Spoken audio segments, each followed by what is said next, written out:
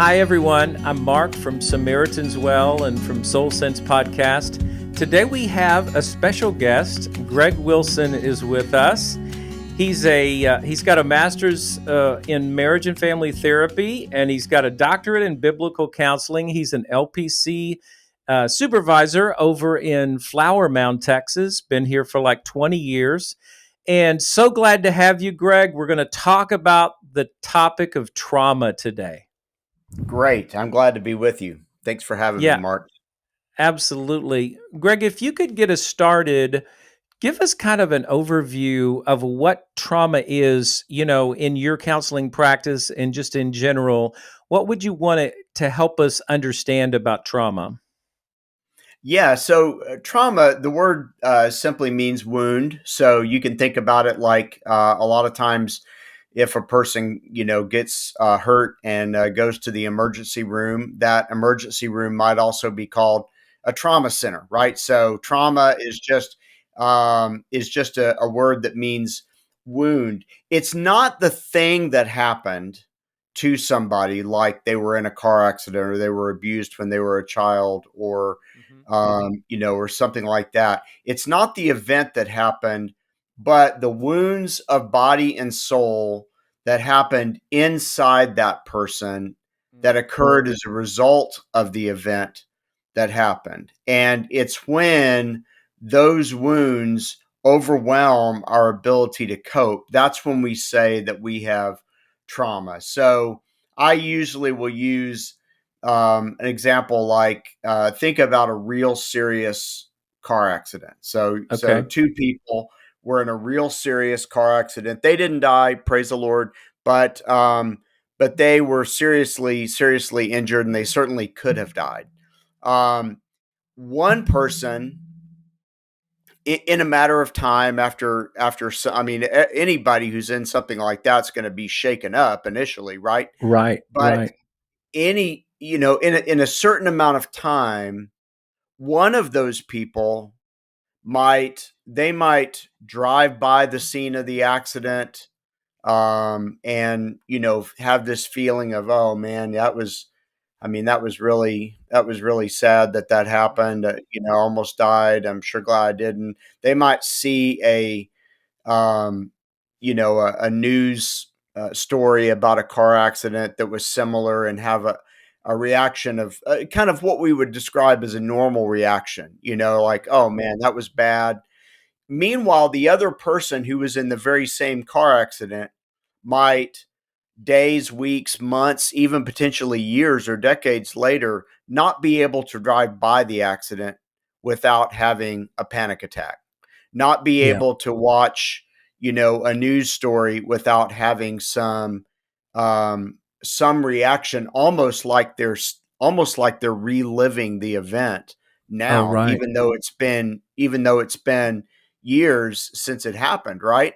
And I use that example. It could be a car accident. It could be something like abuse as a child. It could even be, obviously, we get our language of trauma and PTSD, at least, in the psychological world, we get that language from war scenarios initially, Vietnam War veterans.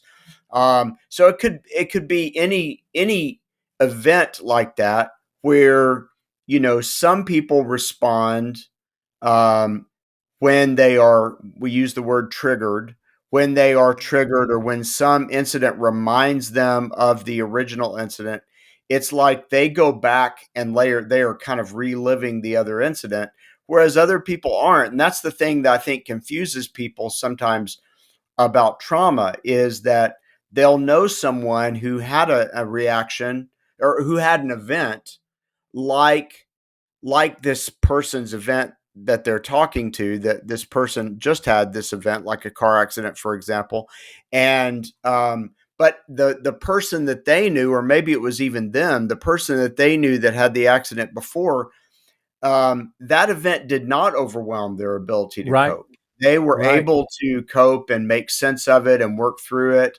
And while they might have been a little bit shaken up, they would go on to live an otherwise, healthy life. Hmm. Whereas this one person that's had this one event And it might not have even been, I mean, maybe they've had 15 other events that you and I might consider traumatic, and they've been able to Sure. handle those just fine. But this Sure. particular one, Mm-hmm. whatever it was the time that their dad called him a loser when they were a child or whatever. Like they just have not been able to like get over the trauma, the wound of that.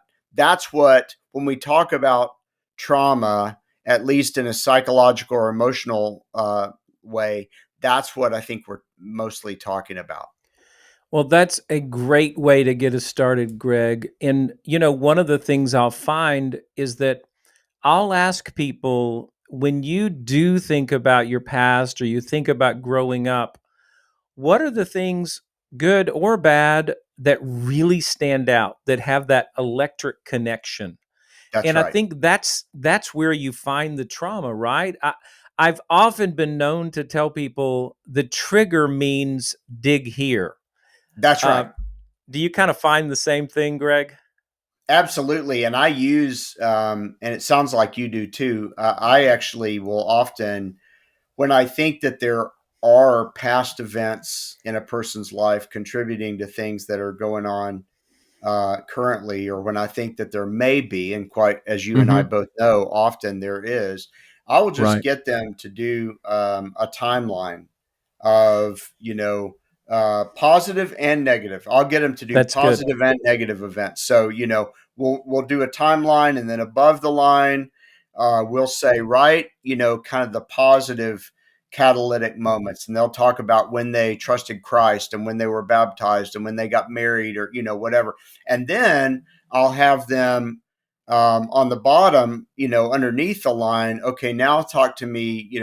Mention the kind of the standout negative events that come up, and that's where, That's of good. course, you can get into some of those traumatic incidents that like have or are holding still some trauma in their body and brain, even now. And It. the nice Yeah. thing about doing the having them talk about the positive and the negative is that that even as they're doing the exercise, they don't get too triggered while they're doing the work, because they are also talking about these positive things that happen. We don't ever want to just have our work be about all these negative things that happen, but to also be able to remember, excuse me, there are sweet moments, um, Yes.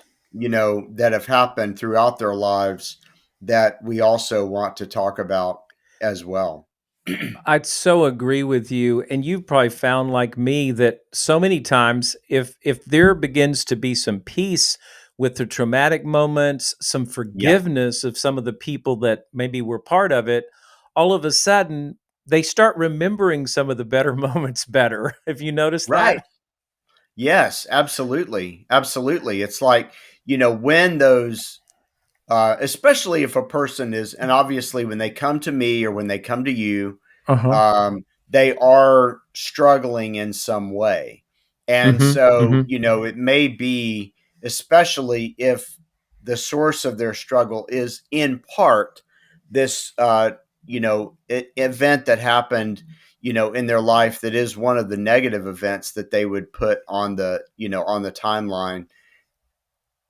Once you have done some work to kind of clear up the traumatization from that, then Mm-hmm. the positive events end up standing out kind of even more than they did before, because this negative event was taking up so much space in their brain and their body. And so much energy. That's one of my Yes. favorite things about counseling is when I start seeing, oh wow, my dad hurt me maybe, or my grandfather, my grandmother, or whoever it was that maybe there was trauma, but then as there's some resolution, there's some room for other things. Greg, could you talk for a moment about, I think people get confused about this, how does trauma fit in with like one-time events, ongoing events, or Mm, even the absence of something that is needed? Because, I know one of the things I've learned is trauma yeah. can be the presence of something, but it can be the absence of something too. Yeah, that's excuse me. That's really good. Um, so for sure, um, a significant and catastrophic one-time event can Mm-hmm. certainly lead a person to be significantly traumatized. For Mm-hmm. example, if they were in a battle scenario in Mm-hmm. wartime and they saw a Mm-hmm. buddy, die, or or they had a they suffered traumatic grief as a result of a family member who committed, suicide, Mm-hmm. or whatever, something like that. Those events can carry a heavy traumatic load for a long period of time. Just a Mm-hmm. singular event, Mm-hmm. at the same time, a person who has been in a what I would call a destructive, harmful marriage for a long period of time. Now, Right. this person that they're married to has not hit them. They've not been physically violent, but it's been a the kind of marriage where one person in the marriage is constantly belittling, putting them down, or maybe Mm-hmm. it's a Mm-hmm. child that grew up with a parent like that, who Yes. just is constantly saying, you're never going to amount to anything, whatever, you know, um, one event like that is probably not going to carry a heavy traumatic load. But if they Right. have had that for years and years and years and it's just built up, then Mm-hmm. Mm-hmm. sometimes that scenario can actually be worse than if they had just been like beaten up by someone. Not that I'm saying, Yes. not certainly not that I'm saying that's a good idea, but like, Right. you know, so yes, it can be a one time incident. Mm-hmm. It can be uh, incidents over a long period of time that build up cumulatively. And then to your point, it can be the absence of something as well. Mm-hmm. So, Mm-hmm.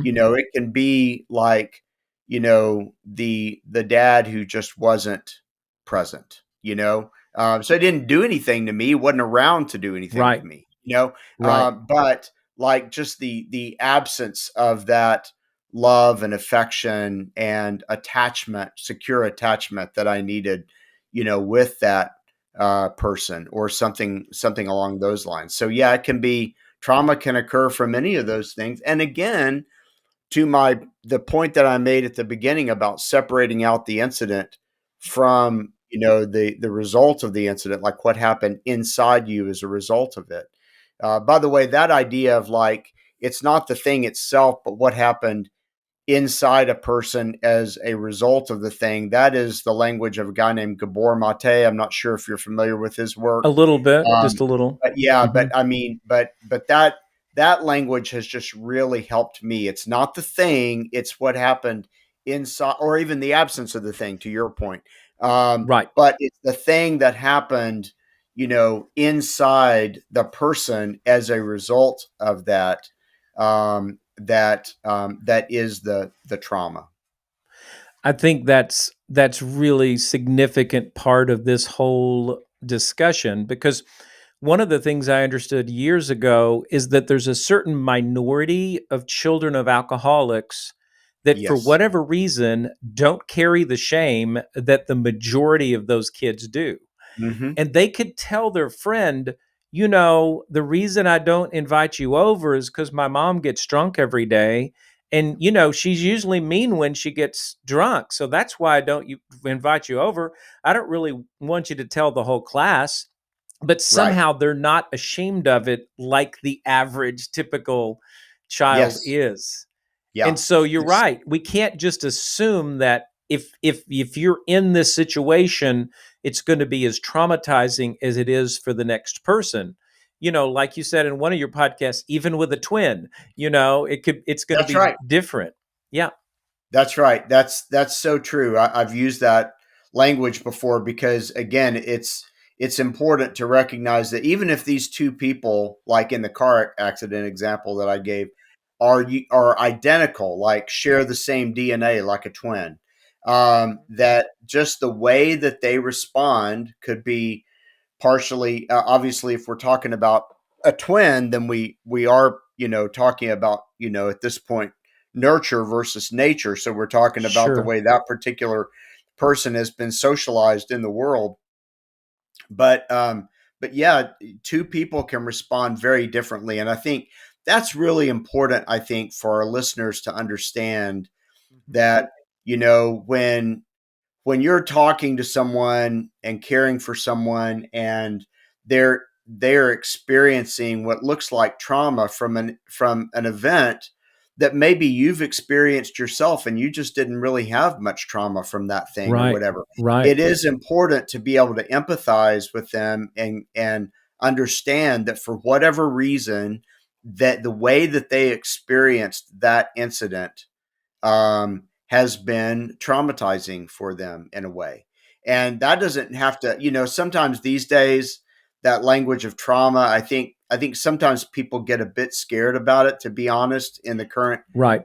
culture, because it can be overused, or maybe even in a sense overplayed, but it can also be minimized in the sense of like recognizing that just because that kind of event wouldn't have affected me that way or didn't affect me that way doesn't mean that it's somehow wrong or that you just need to quote get over it or whatever, when it's had that effect with you. The beautiful thing about trauma is that when there is an empathetic other person. And this is also Mhm. Gabor Mate, Peter Levine language. Both of them use this language quite a bit in trauma stuff that I've read and seen.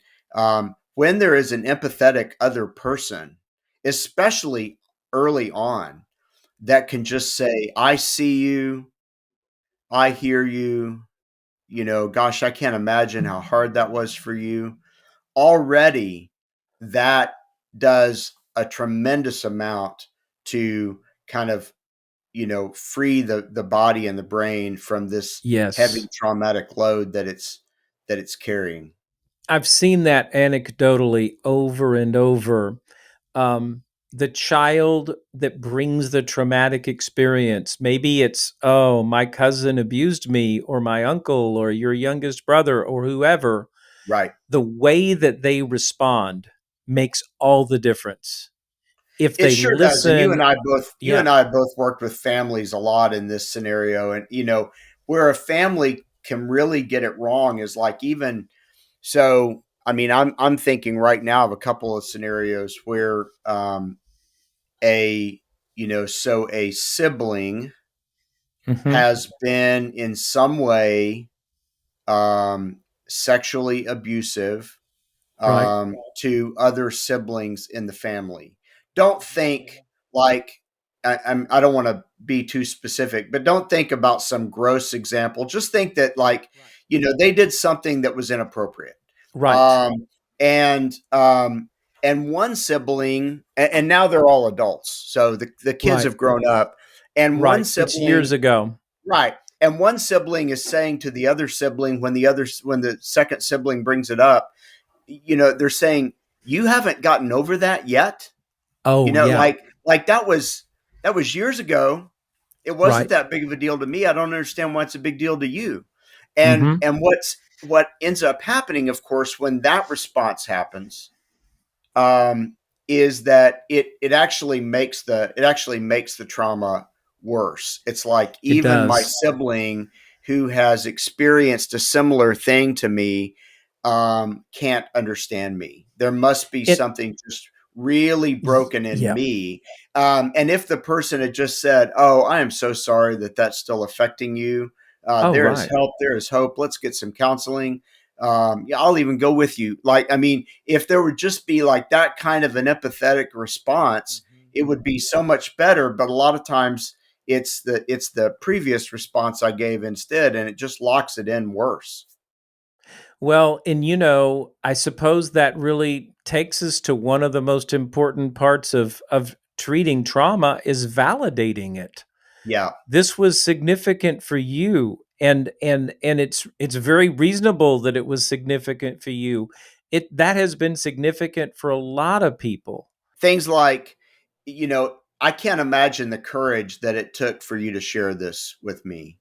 Man, I am, thank you for honoring me, by sharing this, like Oh that yes. kind of thing. That must have been so hard for you. I can't even imagine, like, those kinds of responses can be so validating, as well as, and this, if you can in some way attune to the actual emotion that the person is feeling. So something along the Yes. lines of like, you must just feel so alone in that. Oh Thank you for yes. sharing.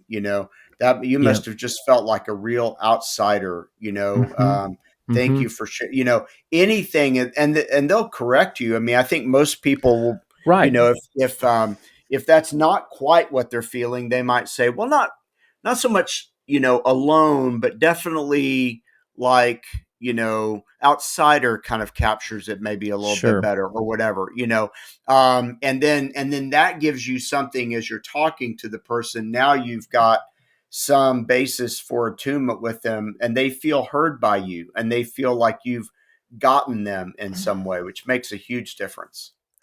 I absolutely agree. I think that's been one of the keys when I've worked with people with trauma. Greg, for you, do you differentiate when you're working with different kinds of traumas, like if it's a physical trauma, an emotional, a death of a parent or something, or a sexual abuse? What could you tell us about any need to differentiate, or is Mm. it pretty similar? Your approach. Yeah, I think that the approach is fairly similar, regardless of what happened. I mean, there may be some differences. You mentioned death, and particularly in the idea of traumatic grief. Again, I mentioned before, like if someone has died suddenly, Mm-hmm. Mm-hmm. versus like they had a long illness and everyone was kind of expecting it, Mm-hmm. then sometimes there's a traumatic grief. Whenever a man dies or a woman dies at the age of, um, in their 30s or in their 40s, and not because Mm-hmm. they had some, again, long illness or whatever, but because they just all of a sudden had a heart attack and died. Mm-hmm. That that's a trauma, but it's also grief. And so sometimes, um, there may be some distinctions there, although even trauma work, as has this aspect to it of grief work. I think in particular of the 3-stage process that Judith Herman gave us in her book Trauma and Recovery years Mm-hmm. ago. Safety and stabilization is the first Right. phase of trauma work.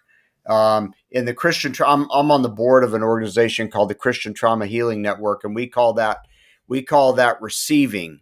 Okay. Safety and stabilization, we call that first phase receiving.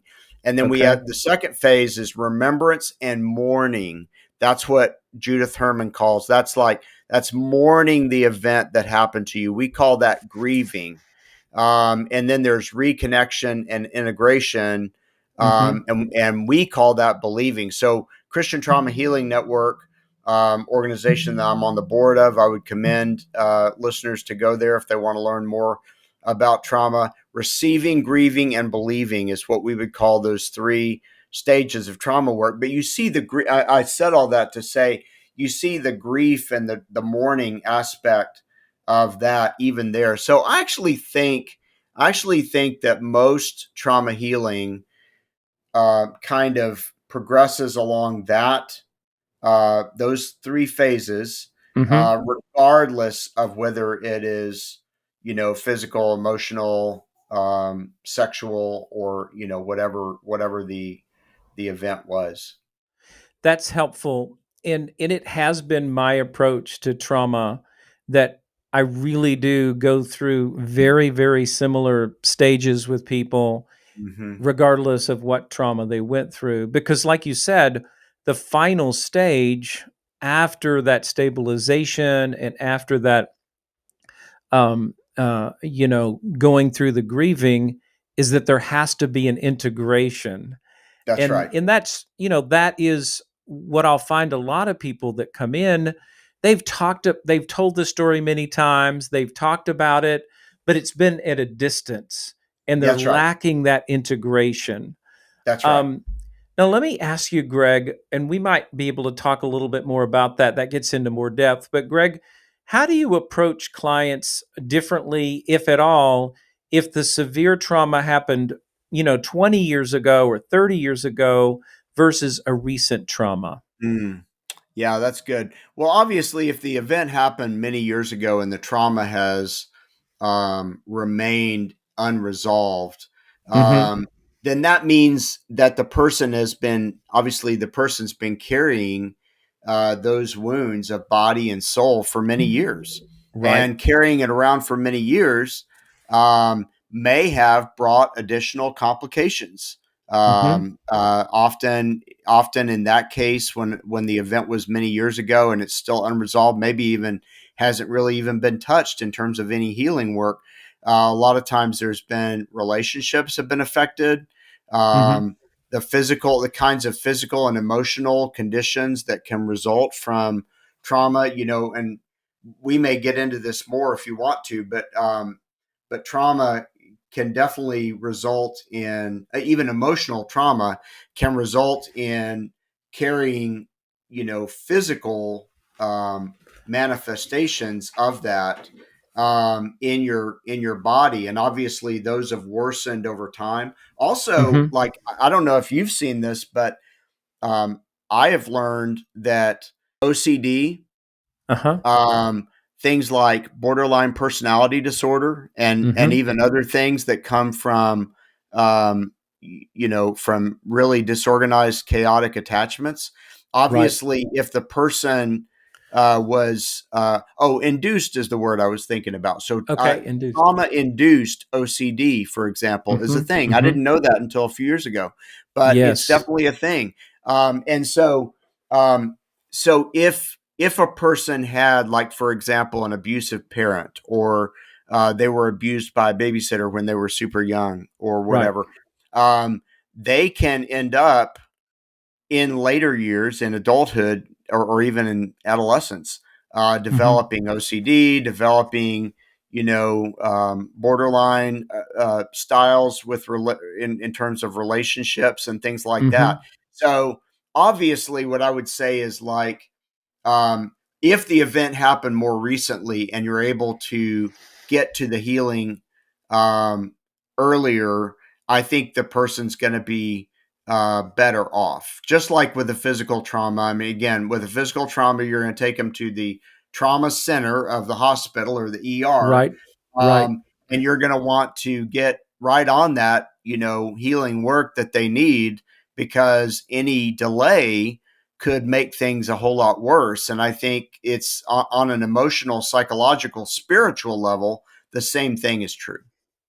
And I would say, from my experience, and I think it fits with what you're saying, if the severe trauma was recent, you Yeah, have to stay in that stabilization mode for a while. that's right. If the severe trauma happened decades ago, you've already, one way or another, stabilized, even if Yeah, it's out of balance in some way.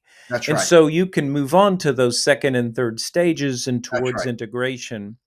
I will say, I think one of the great examples of that trauma induced OCD Yeah. that I've seen a number of times is the mouthful diagnosis trichotillomania, which Yes. is the hair pulling. I've Right. almost always seen it coming out of very severe stress, physical or sexual abuse. And, it continues until there's some kind of resolution in that stress or trauma, very commonly. Yeah. But yeah, I think there is. I think there's so much that comes from the trauma, and I think that knowing that connection, and of course having a plan for resolving that trauma, is so important. Okay, here's a question, Greg.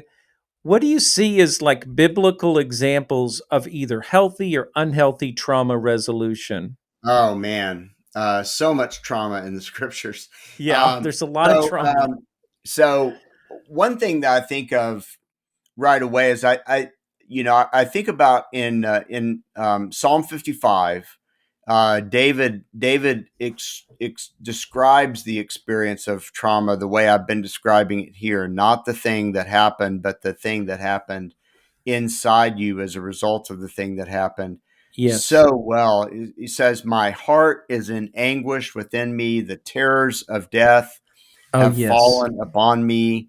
Fear and trembling come upon me, and horror overwhelms me." And I would say, "Oh, that I had wings like a dove, I would fly away and be at rest." That's that flight response that we see Escape. sometimes. And right. Yes. Um, and yes, I would wander far away. I would lodge in the wilderness. I would hurry to find a shelter from the raging wind and tempest. So, I mean, in terms of even I can't think of a better. I've read, and I know you have too, lots of secular books on Right. the topic of trauma. I can't think of a better experience, a better description of the experience. But I mean, Mm-hmm. in terms of traumatic events that people have faced, I think about man Isaac being, tied to a pile of wood and almost Oh, killed by yes. his father Abraham, even though Abraham was trying to be faithful to God. You can imagine that, like, on young Isaac, that Mm-hmm. experience, must have had a lasting impact. I think about Joseph being sold into slavery by his Mm-hmm. brothers.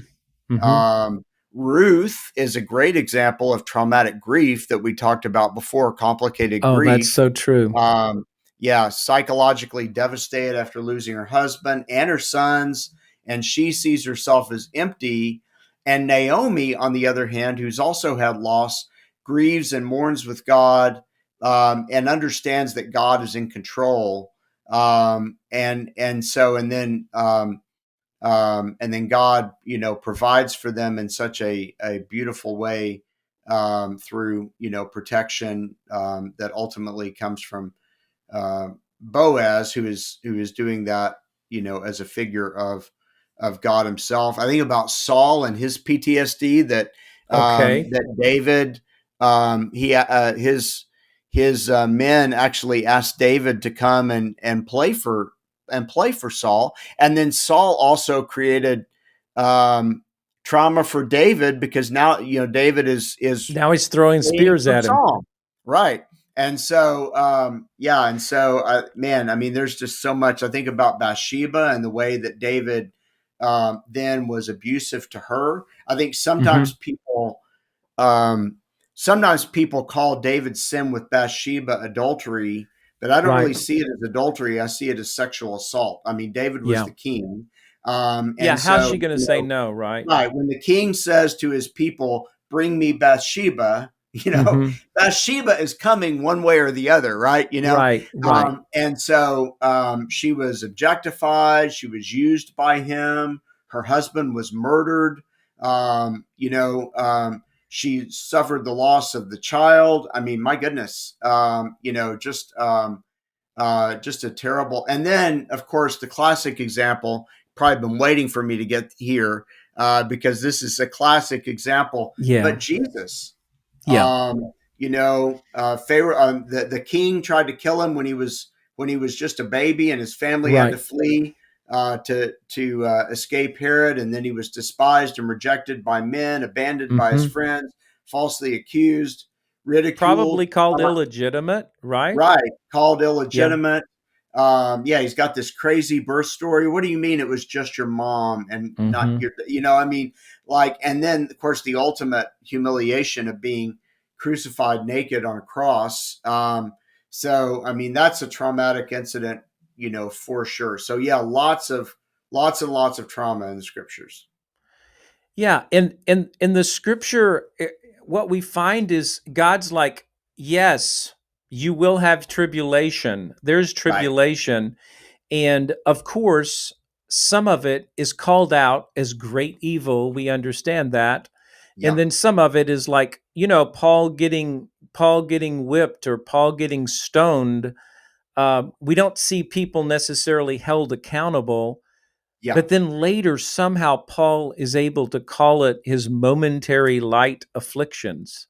that's So right. we know That's he right. must have somehow been comforted like Joseph, right? He Yeah, must have gotten to a place because he was able to overcome it. There's kind of a mystery in I think in a lot of ways about how that happens. We understand that you have to get to that stabilized, you have to get to the grieving, and then finally there has to be an integration. And of course, to me, one of the key scriptures is my strength is made perfect in weakness. I think that yes, God meets us at those weak places. yeah, And that's what I've found over and over. In a sense, the as we process all trauma, it's like, okay, God, we're here in the trauma. I'm here with my client. Where are you?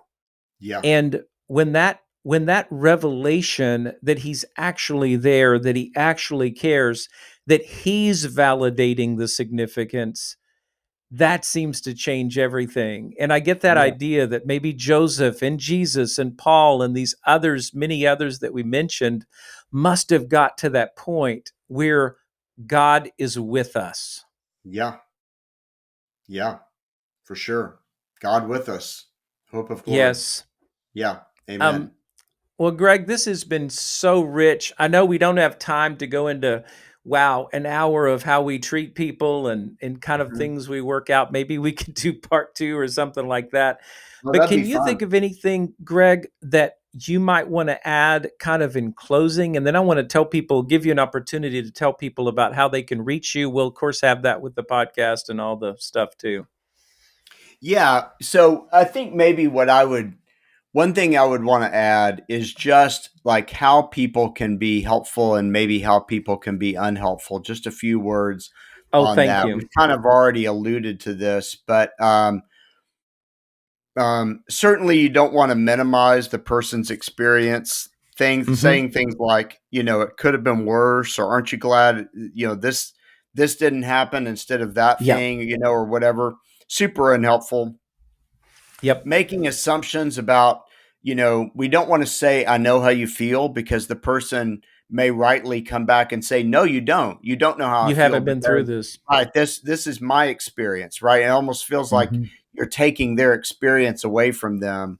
Making judgmental kinds of statements like, didn't you think to do this, or why didn't you leave that abusive husband earlier, or things Right. like that are unhelpful. um, so, um, being impatient, sometimes the journey through trauma is a journey that requires patience, and it requires Yes. people who understand what biblically, like, bearing with someone else, can really look like. And I would say, even, and this might surprise people coming from a professional, but I would say, Hmm. like, even saying things like, you've got to get professional help, like, right now, or whatever, like, can also be, I mean, that can be unhelpful. It's like saying, hey, I'm here for you, and there are other resources that I can point you to, Hmm. that may have knowledge that I don't have, but letting them have the agency to make those decisions for themselves, I think, is really important. The other things that I would say that can be super helpful is, again, acknowledge their trust. We already alluded to that. Man, it must have Right. taken so much courage, for you to do that. Giving them space. We don't need to, like, try to fill in all the silences. Sometimes it's great to just, like, sit with them in the silence. Hmm. Compassionate responses. I'm so sorry that you had to experience that. You didn't deserve that. Right. That kind of thing. And then, really seeking to just try to show understanding, empathy, and compassion. That's what we want to do when we know someone who's gone through a trauma. I so appreciate you bringing that together. And I will say, even, just to add a tiny bit to that, because I agree with everything you said. One of Please. the things I'll find is people that have went through trauma, and I give them the example. It's kind of like this. They're in the emergency room with a broken ankle, And then somebody comes in with a broken neck or a broken back and they go, oh, well, I'm not as bad as they are. I think I'll Right. drag myself home. Right. And I Right. try to remind people, your story is your story. You're That's not right. living out or responsible for anyone else's. You have to get whatever help you need for your story. That's right. Don't compare to So good. someone else. Yeah. Yeah. So Yeah. good. Greg, thank you so much. This has been very rich. Good to get to know you. Thanks for telling us about the Christian Trauma Healing Network. And Yes. how can we reach you? I know you're over in Flower Mound, which is just Yep. north of DFW Airport, That's right. conveniently kind of between Dallas and Fort Worth. But how can we reach you? What's the best number or website, or what's the best way to reach you? So the best way to reach my practice, Soul Care Associates is the name of my practice, is soulcareassociates.com. So that's SOULCARE associates.com. Okay. And then for more information on the work that we do at the Christian Trauma Healing Network, we've got networking opportunities, obviously, with other counselors. We've got training opportunities. That would be cthn.org. So cthn.org, soulcareassociates.com for me personally. And I tend to fill up quite a bit, pretty easily, as you can probably imagine, but I have other Yeah. counselors that I train and supervise that are great. And so we do have counselors at Soul Care Associates that are available right now that could see clients very quickly and easily, and they're great. And I highly recommend them. So soulcareassociates.com. That is so awesome. Thanks so much, Greg. And we really appreciate you being on. Good getting to know you. And thanks, everyone, for listening to the Soul Sense podcast. And we're at SamaritansWell.com. God bless you. If you enjoyed this podcast, please do us a favor and like, subscribe, and share with others who might need it. And you can find additional resources at SamaritansWell.com.